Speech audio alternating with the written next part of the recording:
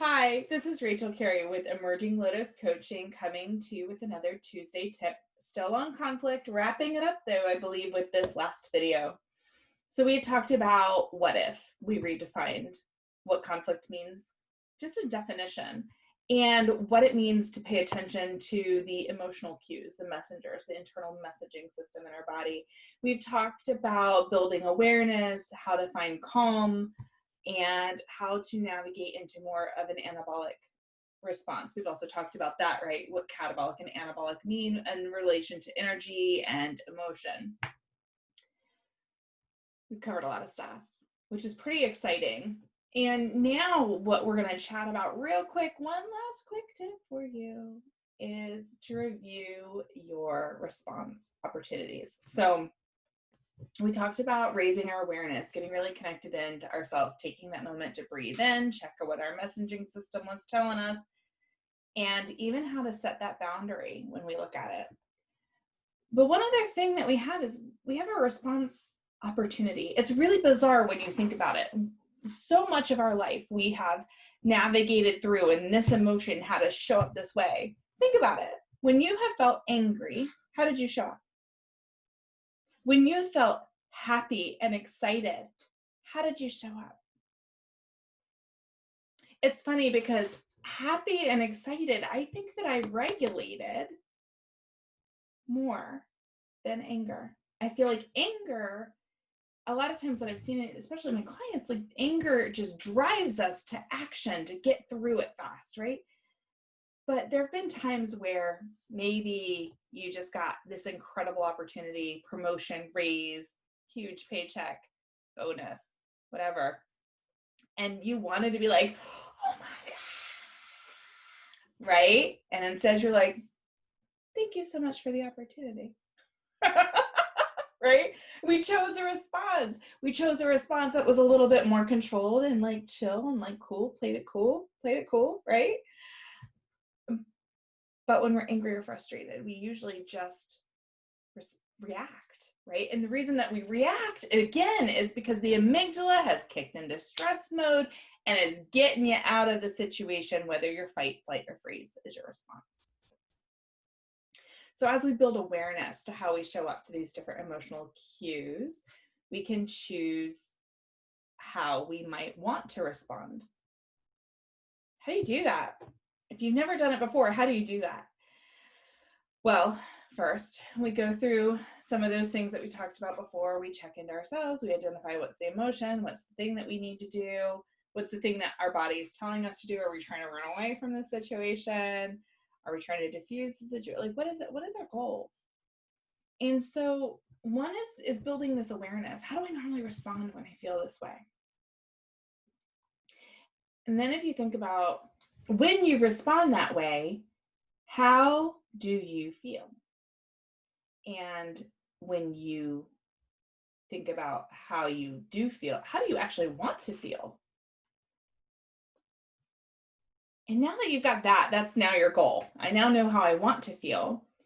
What are some other responses out there? Like, what are some of my choices? What are some, like, throw it all to the wall, brainstorm session real fast. What are my other opportunities here? I can put it on the floor and not make a decision, find someone else to make the decision for me. I can fight. I can wrestle it to the floor and make it submit, right? I can just say, whatever, I'm going to just do it myself, just like I always do, right? I can be like, you know what? I really want to take care of you. Whatever it takes, I'll let go of whatever I need just to get you to where we need to get you, because that will make me feel really good. We can float through whatever the opportunities are. Like, what could be some opportunities to win here where both of us win? Even better. It's like, they're like crazy idea. What are some of the ways that we could respond? Like, what are the goals? How do we want to feel? What are some of the brainstorm opportunities of responses? Think about those different responses. And remember, we talked last time about that relationship goal. What is my relationship goal with this individual that I'm in conflict with? So if I know how I want to feel, and I know what my relationship goal is with them, I can then throw through all of that brainstorming of what are my opportunities to respond and say, this one might support it this way. This one might support it that way. This one might get in the way this way. This one might get in the way another way. And then really kind of flow it out. And you can then decide, you know what, the way I'm going to react to this is by doing this thing, whatever the thing is. So for example, I had a client who found herself in conflict in a meeting situation where there were executives and they were really throwing her under the bus for something. And her immediate response, amygdala kicked in and said, freeze, bite that tongue. Don't you dare say a word, because if you say a word, the wrong thing's going to come out. You're going to seem mean. That's going to go against your value of respecting the other people. High value for respect in this one, in this particular client of mine. And so she just bit her tongue and rolled with it. But inside, man, oh, the conflict was real. She was angry. She was so angry. What is anger? Anger is our messenger to say, whoop, boundary was crossed, or boundary needs to be set. But I don't like that. I did not like that at all, and something needs to happen to change. So with working with this client, what we did is we, one, identified the pattern of freezing and sacrificing her needs of having mutual respect to save that person's face, to avoid her crossing the line and showing that she was disrespectful by responding in anger. She was just going to move forward and let it go, sacrifice it. But that was eating her up inside. It was burning her out. She was just so much energy spent in just trying to like maintain and bite that tongue that her work was being impacted. And that wasn't the way that she wanted that either. And also she felt bullied by this individual all the time, coming into the meeting all the time, giving hypercritical, negative seeming feedback in front of a lot of people. And to maintain her strong value of mutual respect, she was showing them the respect and angry because it wasn't being shown back to her. Effective? Sure. If her goal was to feel that way. She didn't want to feel that way though. So we examined what her relationship goal was, and she wanted to have this mutual, easygoing relationship with the other person where they held each other accountable, but they also supported and respected each other mutually. And so we moved through, what's the emotion? How is it showing up? What's the message behind it? How are you responding to it? You're freezing. Okay, what is it that happens in that moment when you freeze? She said she felt a lack of confidence. That just unraveled. This incredibly confident, empowered leader felt completely unraveled and like no confidence to face this, which didn't know how to do it with alignment, right? Okay, so we navigate through that. Long story short, we throw all of the opportunities of how to respond to the wall, and we came up with a plan. And she was able to, one, help herself with the confidence, two, set the boundary, three, offer feedback. And what was the result? Mutual respect.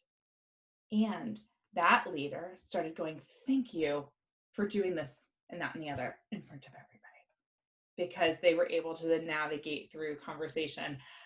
One thing I have to tell you is when you work with me, there's a huge amount of confidentiality. So I wish I could give a little bit more detail, but I do want to honor and respect my client in that. But that's what it looks like to move through the response. And sometimes why it's really helpful to work with a coach is because we see those little bits in between and we're able to reflect back.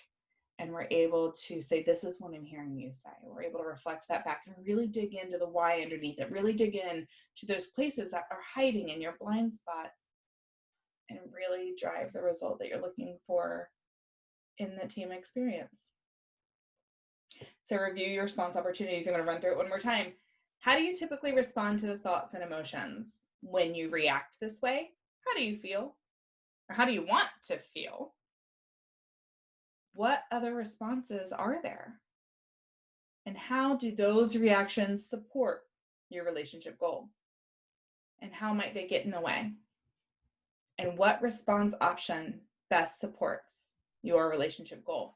You run through that checklist, you're bound and determined to find the right response opportunity. And if you find that patterns are repeating and you're having a hard time finding the way to break them, reach out to me. There might be an opportunity for us to work together and really help you hone in this skill.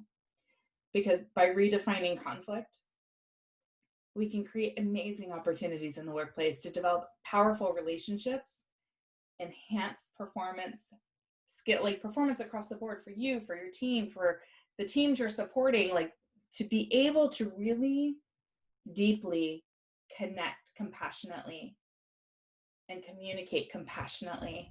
It can be game-changing, guys. With that, we're going to wrap up conflict and see what topic bubbles up next. I look forward to connecting with you again soon. Hit me up, shoot me notes, let me know what you think. Let me know kind of how some of this has impacted. And if you have any questions, just don't hesitate. Love hearing from you guys. I'll talk to you soon.